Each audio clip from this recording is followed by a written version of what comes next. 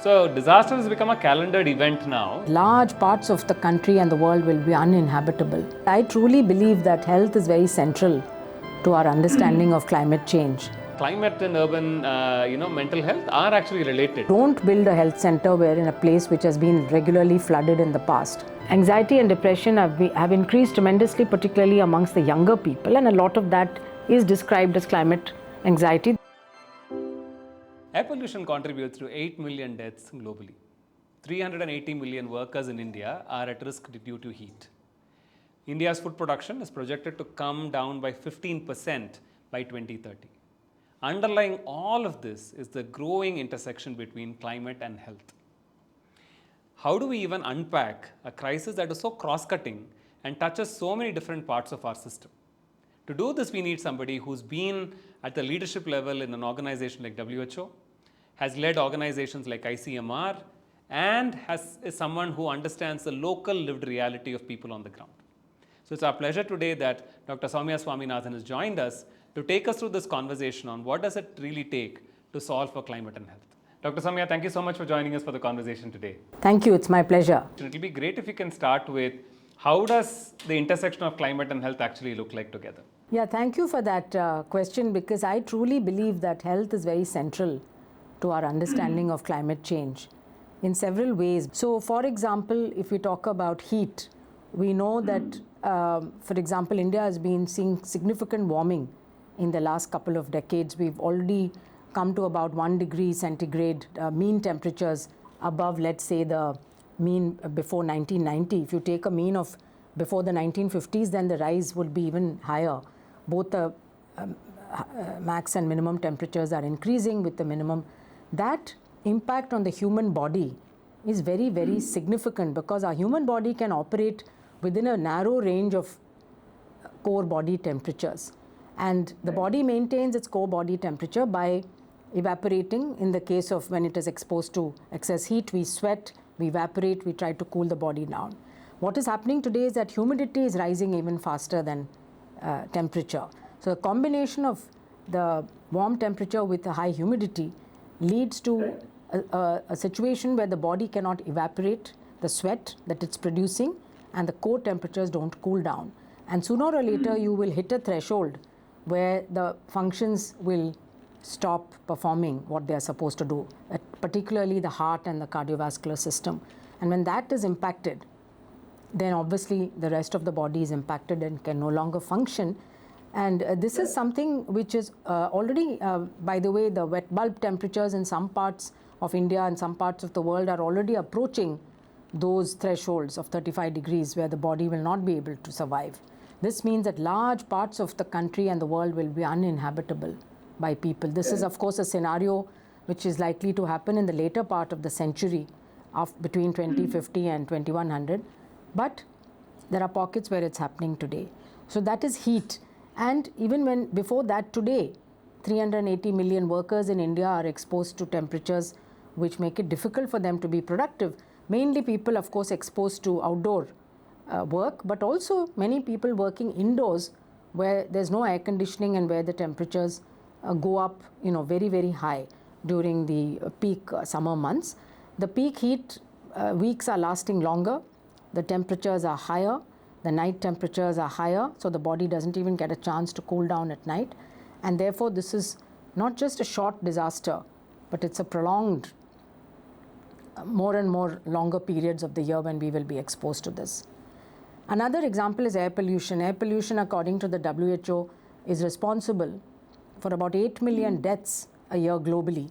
2 million of those deaths are in India due to increased respiratory diseases, heart attacks, strokes, and now increasing evidence suggesting links with dementia, with Parkinson's disease, and with other neurological diseases.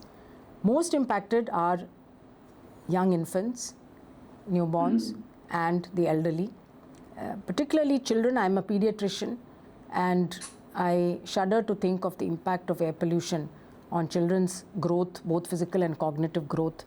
And when they're exposed to such high levels of PM 2.5, I think all organs, lungs, heart, brain, are going to be impacted. We will see this impact in the future. So it's a threat to human capital that we're trying to build for the future as well.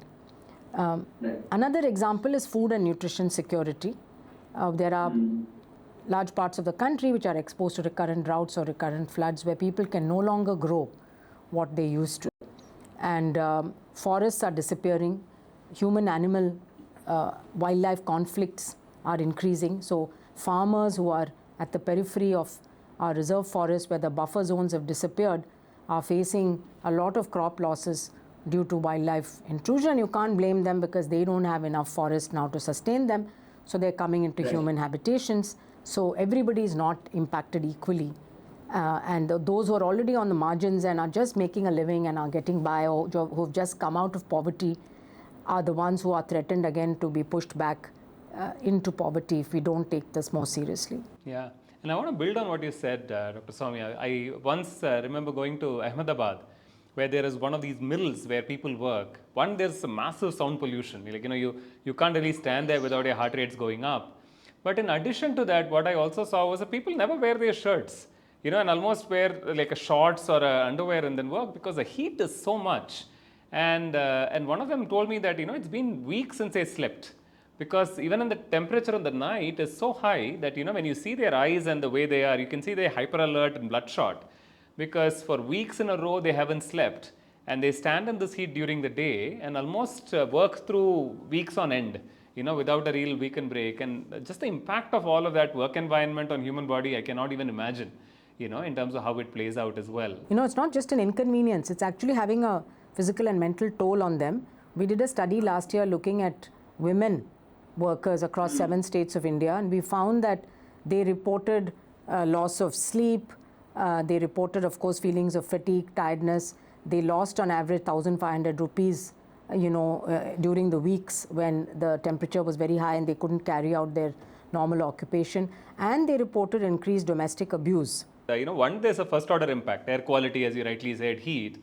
We had Professor Srinath, from PHFI a few weeks ago on the podcast, and one of the things that he told me which was very fascinating is that the behaviors of mosquitoes have changed as well. Now they're going for higher altitudes and they're traveling much farther, and today for the first time we are seeing a case of malaria or dengue in Ladakh, which was a place where mosquitoes weren't usually available. So the behaviors of some of these other organisms have changed, and the nature of vector-borne diseases overall is also evolving significantly as well. I'd love to hear your thoughts on that. Indeed. In fact, mosquitoes are adapting. Mosquitoes and other vectors are adapting very rapidly. And again, we need better surveillance to keep track of what is happening. But for example, the Aedes albopictus has adapted so well to urban living all over the world that dengue is the fastest increasing infectious disease globally. Malaria epidemiology is also changing. Other diseases like scrub typhus that are less researched, those vectors, the ticks and mites, they're also changing in their behavior. Building on that, Dr. Soumya, it's also this conversation that I at least saw when I was in Assam, that the PHCs there are actually shut down, for 2-3 months a year because of floods. So it's one is the access of new diseases. It's also the readiness of the health system to respond to climate shocks like floods and heat and so on as well. And I know that the conversations on cold storage, for example, like how do you even carry medicines along in this environment? How do you sort of see that play out as well as a risk for the conversation? So this is why I think climate change really needs to, health and climate needs to be very mainstreamed now in everything that we are doing. We can no longer build infrastructure without taking into consideration the likely changes in the climate and the impact it's going to have. For example, in many states in the country now, we see floods happening year after year. We see bridges being broken, we see roads being washed away, we see landslides. And partly it is climate change, but partly it is what we have done. We are building houses and resorts and so on in places where we should not have. And unfortunately, this is leading to loss of lives. Every year now we see that the loss of lives due to floods and landslides, despite all our disaster preparedness, when there is a sudden event like that, nobody can do anything at that moment. And last year we saw landslides in Himachal and Uttarakhand and so on take a lot of lives, floods in the eastern part of India. So health infrastructure also, like other infrastructure, will have to anticipate and will have to prepare and plan and be designed in a way what we call climate resilient infrastructure, so that you don't build a health center where in a place which has been regularly flooded in the past. Because a health center needs to operate. Everything else then will be in a disaster mode. You need your health center to be functional. Energy supply for the health center. Let's say your electrical lines are damaged. Do you have renewable energy which can provide that at that time? For example, maternity wards, it has been shown that if they are on the top floor of hospitals, you have more maternal and neonatal deaths occurring if there is a heat spell. So you need to make sure that if you can't air condition the ward, move it down to a lower part of the hospital building, to ground floor, for example, or a shaded part, so that the temperatures indoors are lower. So that type of thinking now has to inform our health system and how we operate. How do we keep supply chains going during emergencies and disasters? Yeah. I worked recently with the founder of a non-profit organization focused on disaster resilience. What he was saying is that when he started 20 years ago, his core objective was to respond to an unexpected shock. He says now the organizations put a calendar saying, we now know in Orissa there is going to be a flood at this time of the year. We now know there is going to be a heat problem. So disaster has become a calendared event now that people have responded to. So as you rightly said, this is not something that happens every once in a while. Yeah. We now know this is going to be designed both in cities. Urban flooding is becoming a common occurrence, as well. I remember in Chennai, there was this photograph of every chief minister in the last 30 years visiting the same flooded spot, and giving a look, and that collage of pictures from, the chief minister 30 years to now. So in some sense, how we respond to that should change. One of the gifts, Dr. Soumya, of talking to you is you've had a chance to see the highest levels of decision making in the country and globally on issues like this, and you've also had a chance to work with local administration and communities. How do you assess the readiness for us to be able to address some of the challenges that we are talking about? So at the global level, as you know, we have these negotiations between countries, the COPs that take place every year. It's only been a couple of years since health has actually been part of COPs, which itself is very, very surprising and disturbing, in the sense that people didn't even recognize the threat to health. They were so focused on carbon and carbon dioxide emissions and what should be the share of different countries. And that's very important, of course, mitigation in order to bring down the warming that we're experiencing. But the fact that adaptation is going to be important has only now been recognized. Whereas for many people, it's already a lived reality, especially people in the global south, in Asia, in Africa, in Latin America. It's a lived reality today. Climate change is not something in the future. So at the global level, I think too few funds have flown to adaptation, and particularly if you look at health, that's an even tinier portion of the entire adaptation fund. So we have not, as a health community, leveraged or made enough, created the evidence base for the world to wake up and say, this is a reality and this is our priority and we need to invest in it. At the national and the more local level as well, I think that only now we are finalizing the Indian National Adaptation Plan.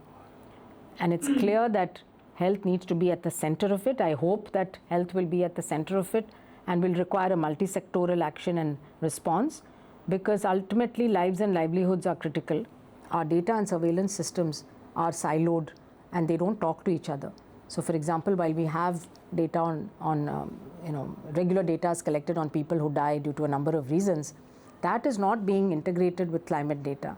And so we're not able to say that in this year, in this part, in this district, so many people died of heat, here so many people died because of a flood, or here so many people died because, let's say, of a new vector-borne infection. And that kind of information is going to be critical for the system to take both preventive action as well as to strengthen the systems which will need to respond when these things occur. So the idea really should be for us to prevent these extreme outcomes. We may not be able to prevent the weather hazards, the climatic hazards.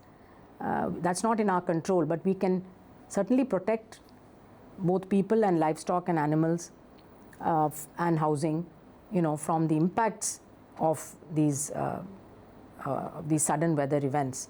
And I think a lot more work needs to be done there.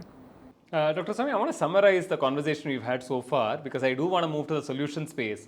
But I think we spoke about 5 ways in which climate is affecting health. One, as you rightly highlighted, is a direct impact of issues like air quality, heat, impacts productivity, creates issues that are long ranging. Second is a relationship between human and animals in general, the flora, fauna, ecosystems, wildlife conflicts, forest, fires, etc. That's a second element. The third element that we talked about is the changing nature of vector-borne diseases and how even organisms like mosquitoes are adapting and creating newer variants of diseases, etc., and how we sort of look at that. Fourth is the impact on food systems, resulting in malnutrition, which then has a lot of downstream impact on our health and health issues. And fifth is the resilience of the health systems that we are building, primary health centers that we are creating. I think the example of the maternal wards being in the topmost floor, changing the risks for pregnant women. I think all of these 5 are important, and I think you laid out very clearly what are the systems that we have to fix in the international, national and a local level. And I think I'm glad you brought up the point on data, which is something I wanted to talk about as well, because unless we create acute observability of some of these issues, it's very hard to be able to respond to it as well. And I don't know today how many heat-related disorders are considered heat-related disorders. They may get like bundled up with other things, etc. And given just the richness of data health systems have as a foundation for prompt action, I think that becomes very, very critical. How do we imagine the health system of the future that can be ready for some of the risks of climate that we are preparing for? That will be great. So I think the first thing that needs to happen is that the Ministry of Health and Family Welfare needs to put climate and health as a very core thematic which cuts across all of their programs. So every program, whether it's maternal and child health, whether it is a vector-borne disease program, whether it is a non-communicable disease program, mental health program, each of these is going to be impacted by and therefore needs to be informed by the changes in climate, which will bring about some impacts on that program and its outcomes. After all, they all have to achieve certain targets, especially 2030 SDG targets are there. We have our own national targets. Many diseases actually are due for elimination in the next couple of years. And if they're vector-borne diseases like malaria, and we were doing well and we were hoping to eliminate by, let's say, 2027 or 28, is that going to change because of the impact on mosquito behavior? So every program needs to be now climate informed, and their policies and strategies need to be modified accordingly.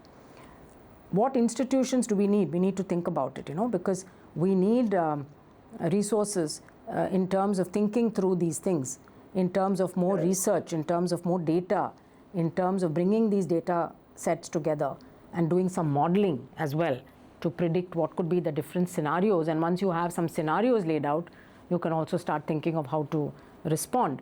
So that capacity needs to be built, part of it within the ministry, but also there are institutions, there are centers of excellence in academia, amongst NGOs, partners, and we need a multidisciplinary kind of team here, because you need on the one hand modelers and data scientists who can bring all these data together, and on the second hand you also need epidemiologists, clinicians, people who have experience on the ground, and then you need someone to link with communities, because ultimately everything is going to happen in communities and they have experience and they can also provide solutions. So I think that type of consortiums need to be built, but definitely led by the ministry, because ultimately action is going to come over there. We also, of course, then need to look at budgets. This budget, for example, reduced the amount allocated to air pollution and did not increase the budget allocated for primary health care. Now, both of these are areas where we will need to invest more. In the case of air pollution, the National Clean Air program really needs to be completely revamped, and we will need a very big investment like what China did in order to clean up our air, not just in the national capital region, but across the country. We're all living with AQI, which is way, way above the WHO cutoff for what is acceptable, to have a good quality of life. Similarly, primary health care is where the maximum needs are going to be, and where actually preventive action and the right kind of health promotion can prevent a lot of the impacts of climate change we're talking about. So we will need a massive health workforce training. We're going to need investment in the climate resilient infrastructure, health infrastructure, as we talked about, and we're going to should set up systems which will be able to use local data to take local action. So those feedback loops at the district and block level need to be strengthened. Right now, decision making is very centralized, either at the state or at the national level.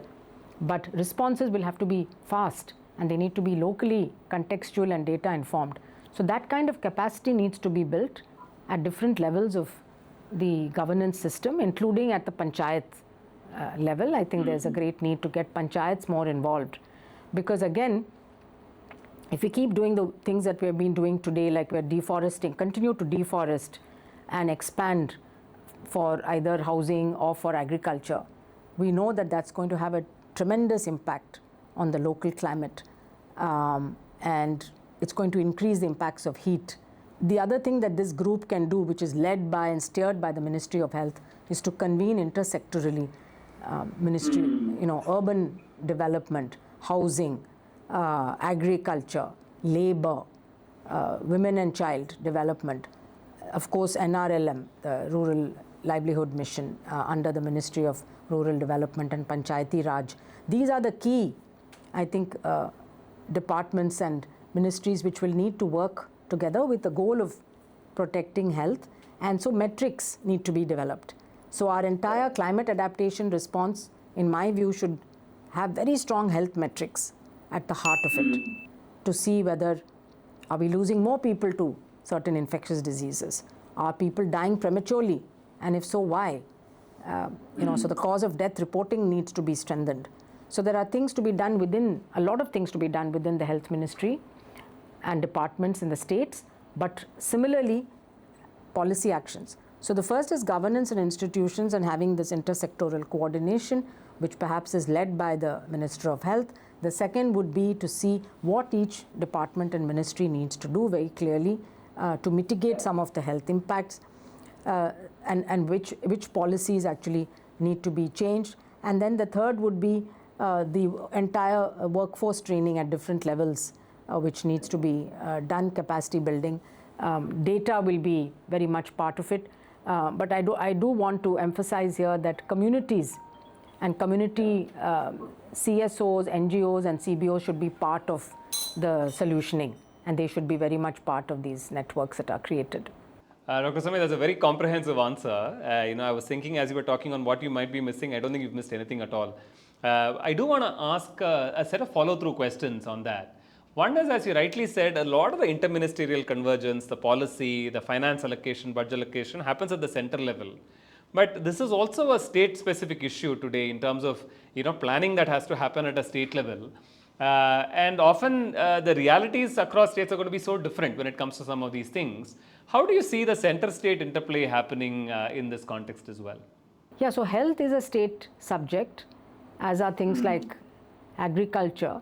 So in a federal system, certainly I think we need to think. So in my view, the center sets the overall strategy and policy and gives direction at a very high level.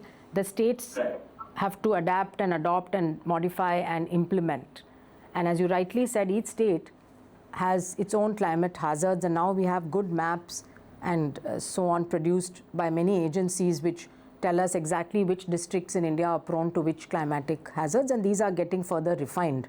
So every state will need to do an analysis and say produce a heat vulnerability map and index. And within those districts, there'll be vulnerable populations. Like we said earlier, not everyone is equally vulnerable. So who are those people within the state which need to be protected? And then how are we going to do it? So again, Tamil Nadu is a state, I think, which has shown that climate mission that is chaired by the Chief Minister himself, and that brings all departments and ministries together with some external expertise. I serve on their governing council, is a good way actually of looking at this, because then issues are raised, they are debated, different institutions are given certain tasks, and a roadmap is developed for each of the goals, and then these can be monitored, and it also helps you to have that intersectoral convergence.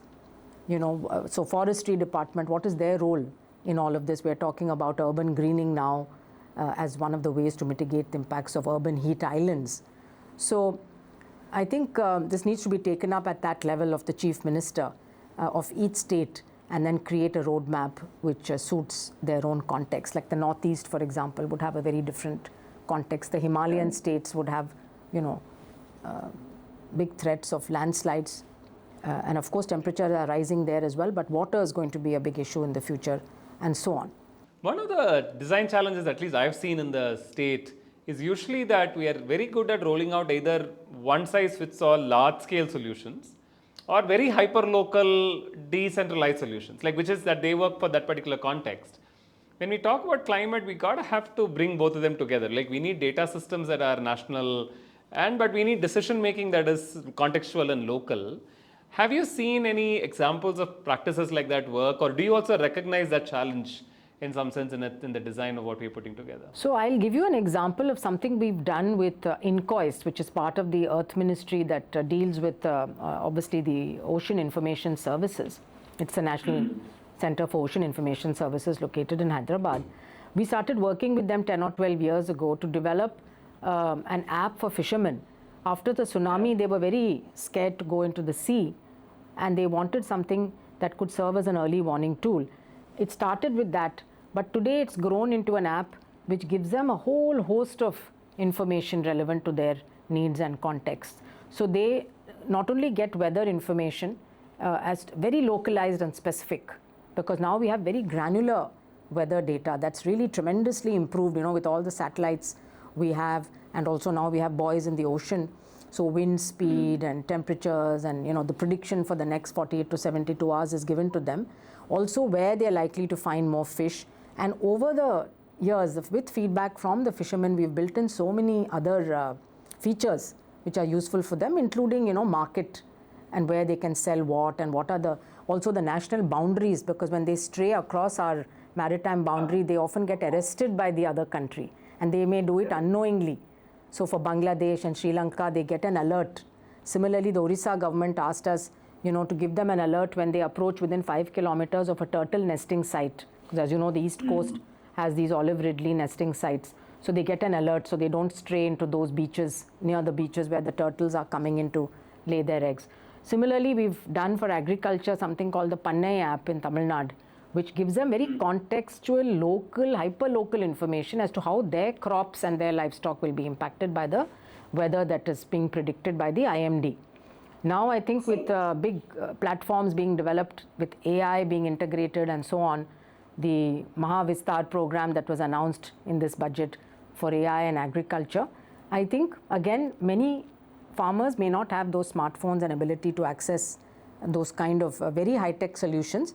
So we need to contextualize it and produce maybe voice-based or SMS-based advisories specifically suited for that particular locality. If it is growing cotton, then they want information on that. They don't want general information, There's a soybean farmer, they want information on that. They want to know when to sow, when to harvest. Like if we can predict in advance, then we can also guide them so that they don't have crop losses.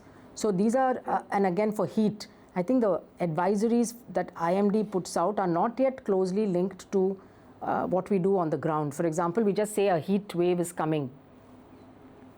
Drink water and take rest under the shade or whatever. But every workspace then needs to be able to make its workers, actually do that. So, and then innovations, cooling jackets, helmets, various things which we could do, because it's not going to go away, it's only going to get worse. How can we keep the body temperatures in those comfortable zones where people can be productive?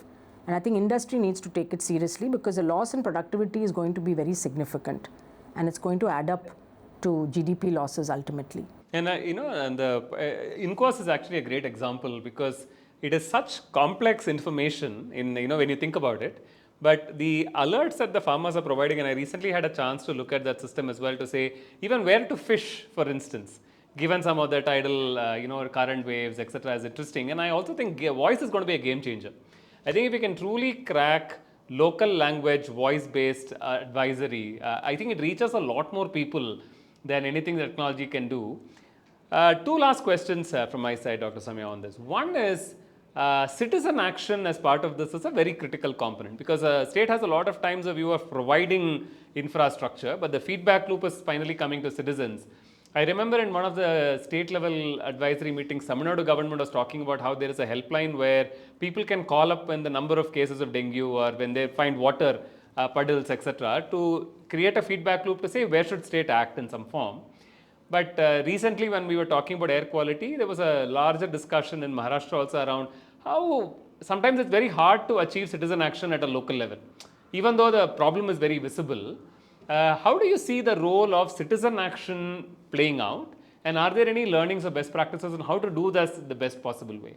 So I think because we have this third layer of governance, which is the panchayats and the local urban bodies, which are basically elected by the people and responsible for delivering governance and solutions, that impact that particular geographic area. I think investing more in them, giving them the tools and the technologies and the knowledge and the science and also the resources, both in terms of technical, who can they turn to when they need more information, who can give them the correct information at the right time, as well as the financial resources which they can then use to make life better. And I think this year the budget did give the local urban bodies a much higher budgetary outlay, and I hope that some of that will be used because our urban areas are really going to be impacted both by heat and floods and also by vector-borne diseases. So I hope that health considerations will go into how that additional resources are being used. So I think one is that. The other is, I think, creating more awareness. I do believe that science literacy and health literacy in this country are things which we need to strengthen.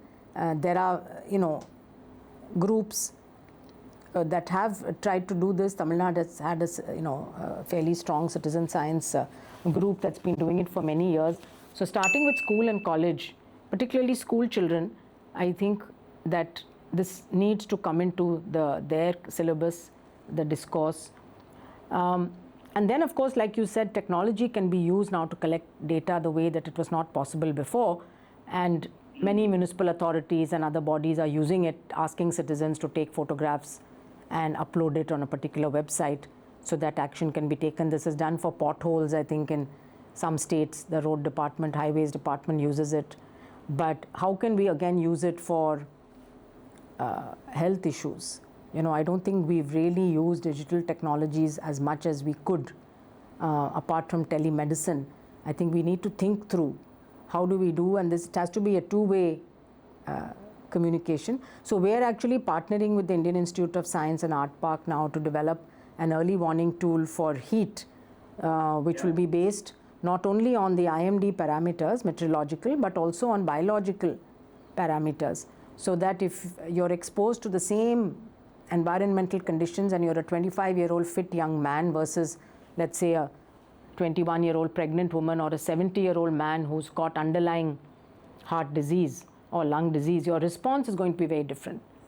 So the actions you take will have to be very different. And so recently at the Australian Open, I don't know if you saw that Professor Ollie J has developed an index and an indicator that tennis players there were using, and they were looking at his predictions, and he was actually telling them what they should be doing, how much rest they needed, how much fluids they needed, and so on, because these are all very fit people playing tennis at the international level. But even for them, the heat was a health issue, and so they were trying to address it, by giving evidence-based recommendations. So that's the way that I think we need to move, and we need to try these out. We have to do the research to see whether it actually improves health outcomes or not.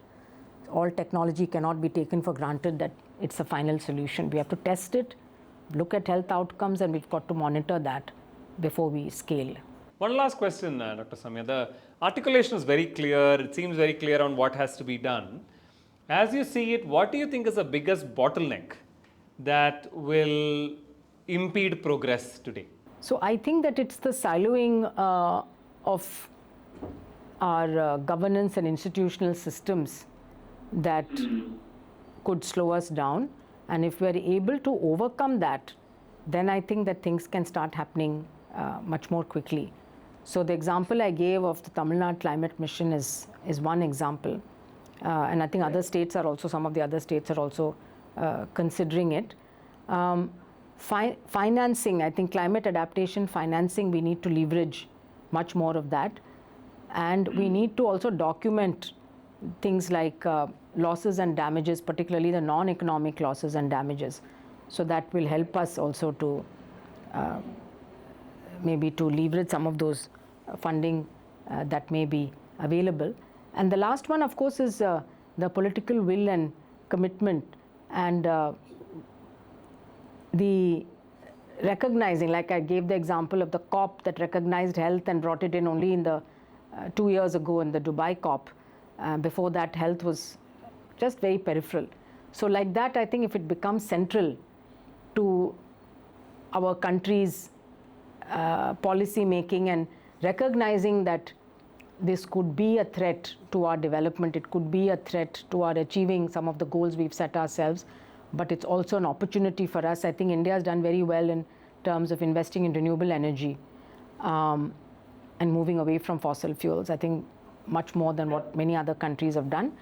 But at the same time, on the adaptation side, I think there are very urgent needs now and many interconnected. So also the National Mission on One Health is an opportunity for us, I think, to look at these things more holistically. And that's a good example actually of something that's very interministerial, intersectoral, that's chaired by the Principal Scientific Advisor to the Government of India.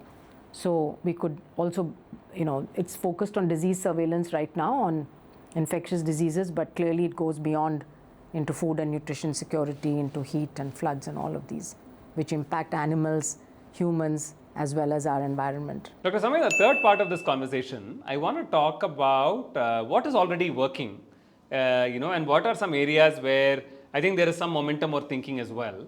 I think through our conversation, we've talked about the Tamil Nadu Climate Mission as an example of convergence, for instance. We talked about the INCOIS as where data is coming in. Are there other highlights that you want to provide both in India and globally, where you feel like solutions are working that you think should be replicated faster across various contexts? Yes. So if we think about heat action plans, there are now many cities around the world that have appointed a heat officer. And I think that's a good idea because firstly, it kind of shows that it's very important for that particular city. And this person is usually quite empowered and quite senior and, can report to the mayor directly and things like that. And then that person is able to then do the interdepartmental coordination and see what needs to be done in different sectors in terms of interventions. For example, there are a lot of labor issues. If you take gig workers, for example, they are one of the most exposed groups, and yet they cannot take off like many other daily wage workers. They cannot take off during the hot season just because there is a prediction of a heat wave, because they live with daily wages. And so in that case, we need to think of solutions like parametric insurance, for example. If there's really a heat wave and these people are at risk of actually having very serious health impacts, could the insurance then pay out, for those particular days so that they don't risk themselves and expose themselves to the... So this, some experiments done by Seva, for example, in Gujarat have shown that for women who sell vegetables, this kind of parametric insurance, which gave them a few days off during the peak heat season, was helpful. But I think having a heat officer at the municipal level is something which I've seen in other cities has done well. One more example, of course, is around making cities more climate friendly in terms of making blue-green infrastructure more than grey infrastructure, changing building codes so that we use materials which don't, reflect or transmit that much of heat, and by putting green cover. So Beijing, as part of its big transformation on reducing air pollution, one of the things they did was to build a green wall so that the sand does not blow in from the western deserts. I think Delhi is very much could explore that because they have a lot of sand coming in from, especially during the summer months when there is also high heat. And we know that heat and air pollution together are even more deadly than each of them alone. So the Aravallis, used to be a good protective mechanism, but Aravallis have also got damaged and deforested over time. but reforesting that could be also a good way. So I think we have to learn from other countries and cities that have done things which have benefited the people. I want to build on the idea of municipal officers that you talked about, Dr. Soumya, because we talked about panchayats, states, country, but cities as a unit of change, I think is a very critical one. Just the large human density, height of economic activity that happens, and often, emerging infrastructure, to put it mildly. And I know that a lot of cities are investing in climate action plans today. We have more than 100 cities that have done that. How do you look at cities and city level capacity building towards addressing some of these issues of climate and health? I think it's absolutely critical, but because already we have more than half the world's population in cities, and this is only expected to grow. And in India also, in the coming decades, we are going to see a lot of urbanization, not just in tier 1, but tier 2 and tier 3 cities. So again, there are some cities which are actually trying to grow in a way which is climate friendly, and which ultimately they can even call themselves carbon neutral. So I think again, we could launch some kind of a national mission where we start ranking cities on how climate friendly their policies are, how climate neutral they're trying to be, and this would require them to actually look at all of their infrastructure and also look at basic public services like transport, like water, like electricity, and housing, and so on. So I think the lens through which a city is considered, well performing, I think, and ranked, like we have the Sarvekshan rankings which rank cities on cleanliness, we should also have something similar on being climate resilient. Yeah. And I've seen in the past with some of these rankings, especially when there are fiscal incentives and so on, cities actually respond very positively to this as well. And there is also this idea of some cities doing really well, and now Ministry of Housing and Urban Affairs has created a separate category for the consistent winners and the emerging winners and so on. I think some of those ideas might actually be very interesting. Another related topic, Dr. Soumya, that I think has got a lot of attention recently, and there are tailwinds, is mental health. Like even in the last 8-10 years, I see there's more conversation and a deeper understanding of mental health as a problem, not just in urban India and cities. Even in rural India, there is no vocabulary to discuss some of these things as well. You touched upon this idea that climate and urban, mental health are actually related as issues as well.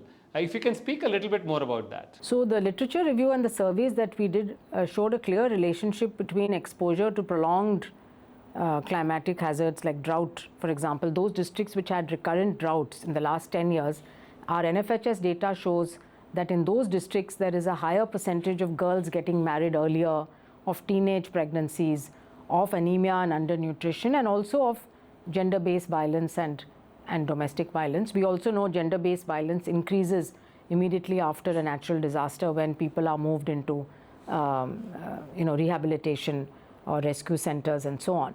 So I think again applying a gender lens, and there was some research done to see how gender informed or gender friendly were the heat action plans or the climate action plans developed by states, and very few of them had actually done a good job of taking these considerations. So we know women are actually more vulnerable, disproportionately impacted for a number of reasons, because of the caregiving responsibilities they have, the unpaid care that they provide, and the more pressure now on food and water provision for the family because of climate change.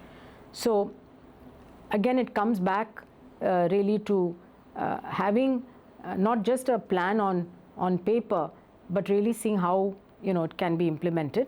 Coming to mental health, again, there's a lot of evidence starting from the pandemic onwards that shows that anxiety and depression have increased tremendously, particularly amongst the younger people, and a lot of that is described as climate anxiety, though that's not the only reason. There are also many geopolitical and other uncertainties in the world today which are creating an uncertain future for young people, and they're getting more worried about what kind of future and careers they can have.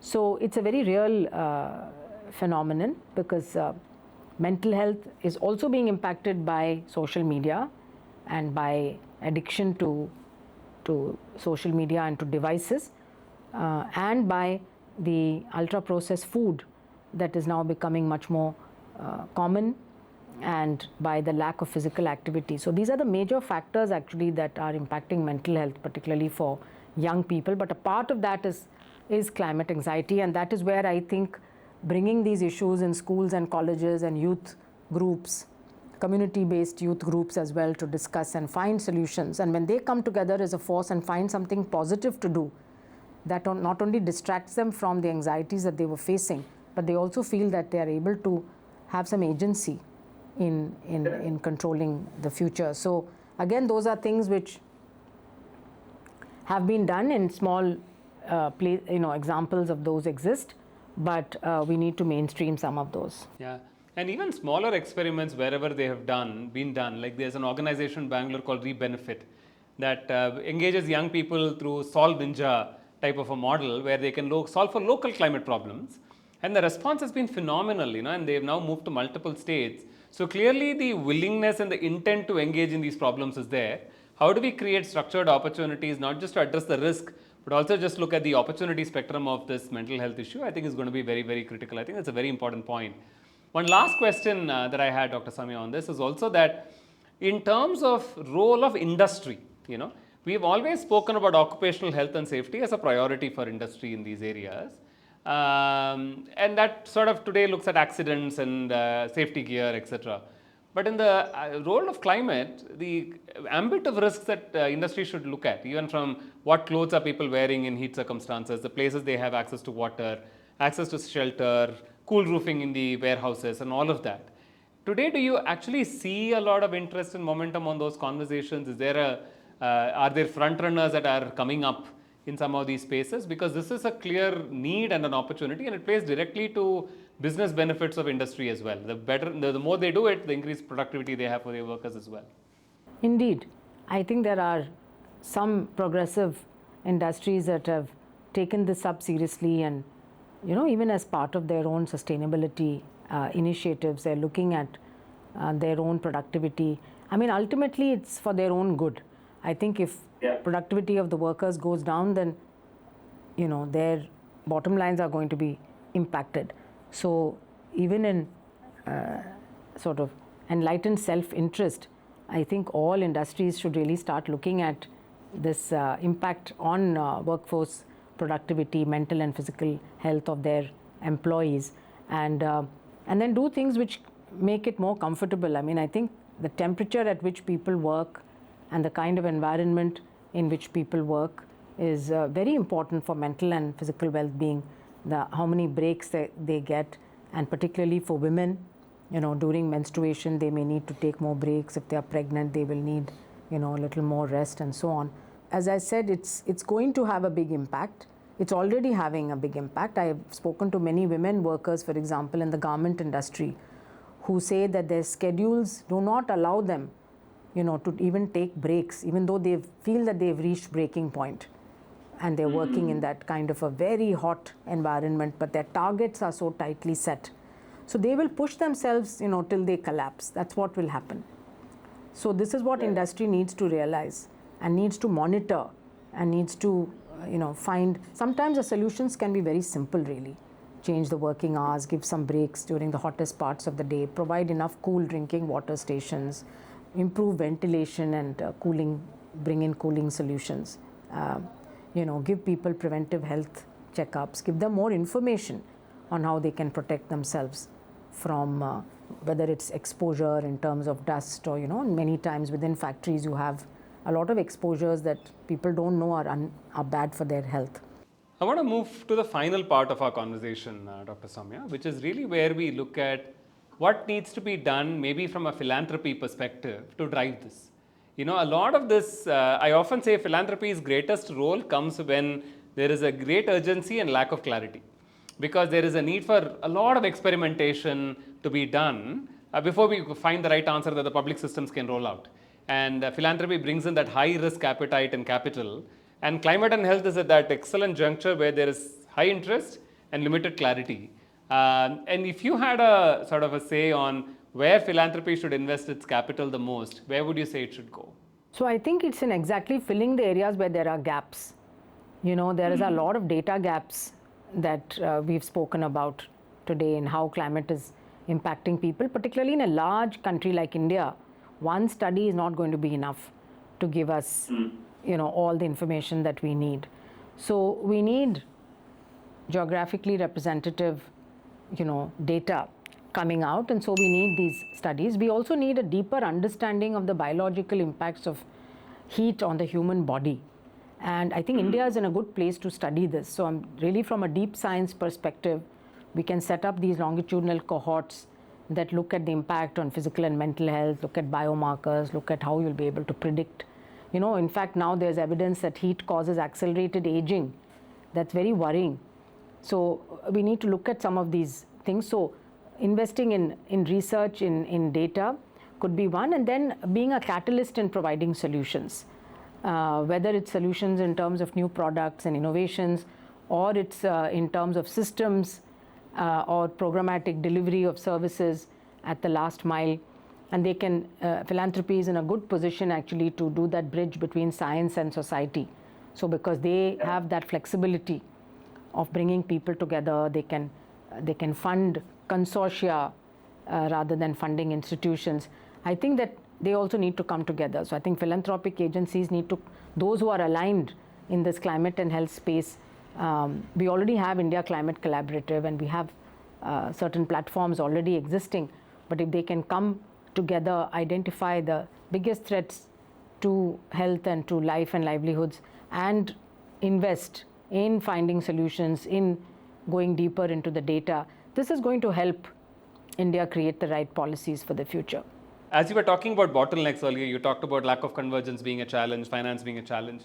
Is talent a challenge for us as a country? Because we're looking at so many diverse capabilities and strengths coming together to solve the problem. Today, as you look at the entire country, does the quality of talent seem like a challenge for us? We have enough talent in the country, but I always believe that many of these things are global. Scientific challenges that face humanity. After all, it's not just an Indian challenge, and that we have to find a local solution. So I do believe that international collaboration and knowledge exchange, wherever needed, is always a good thing.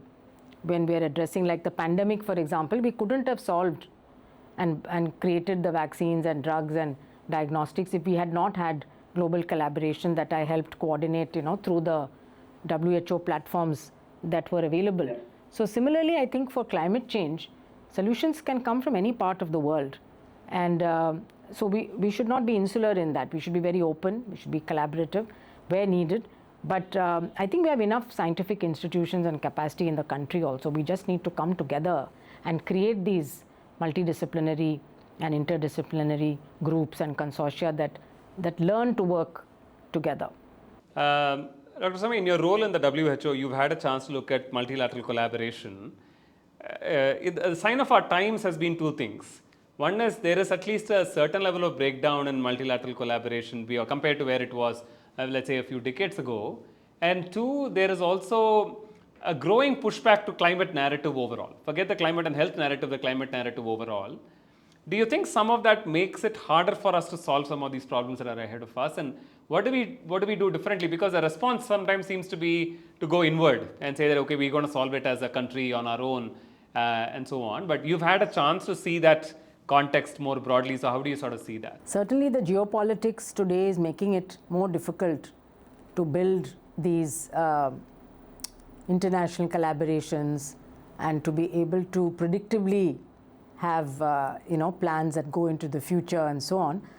But one thing I noticed during the pandemic when I was chief scientist at WHO was that especially the countries of the global north or the more highly developed countries were very reluctant to share technology. And even today, if you look at the pandemic accord, the access and benefit sharing mechanism is still being negotiated. There is no agreement, particularly on the benefit sharing component of that.